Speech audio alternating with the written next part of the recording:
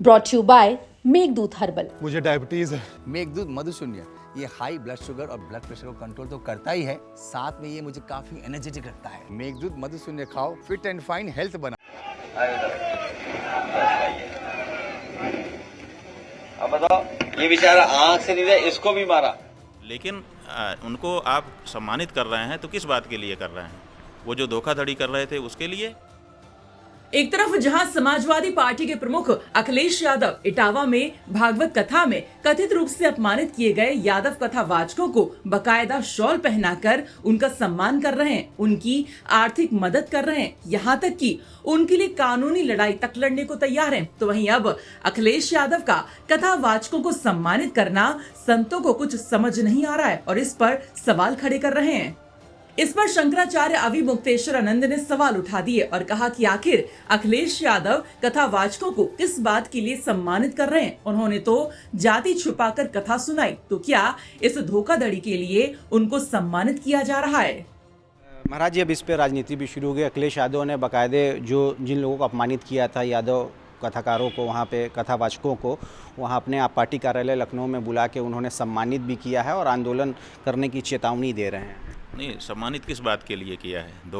धोखाधड़ी का जो उनके ऊपर अपमान के खिलाफ सम्मान, माने उन्होंने जो धोखाधड़ी की उसके बारे में क्या बात है? यहाँ सवाल जाति का है ही नहीं। देखिए, हम यही शुरू से कह रहे हैं कि जाति की आड़ में आप अपने अपराध को, दोष को नहीं छिपा सकते, चाहे ब्राह्मण हो और चाहे यादव और जाटव हो।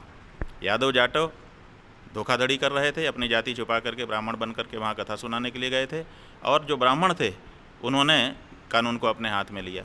इसीलिए हम कह रहे हैं कि दोनों अपनी अपनी जगह पर दोषी हैं, लेकिन उनको आप सम्मानित कर रहे हैं तो किस बात के लिए कर रहे हैं? वो जो धोखाधड़ी कर रहे थे उसके लिए?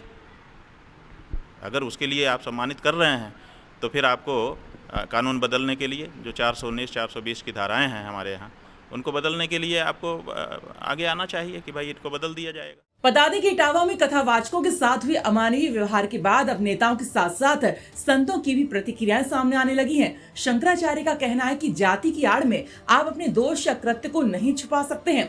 यादव जाटव वहां अपनी जाति छुपाकर ब्राह्मण बनकर कथा सुनाने गए थे।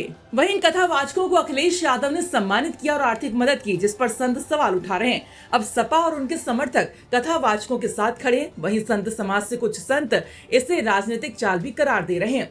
अखिल भारतीय संत समिति के राष्ट्रीय महामंत्री स्वामी जितेंद्रानंद सरस्वती ने दावा किया है कि आगामी विधानसभा चुनाव को देखते हुए यूपी में आग झोंकने की तैयारी है।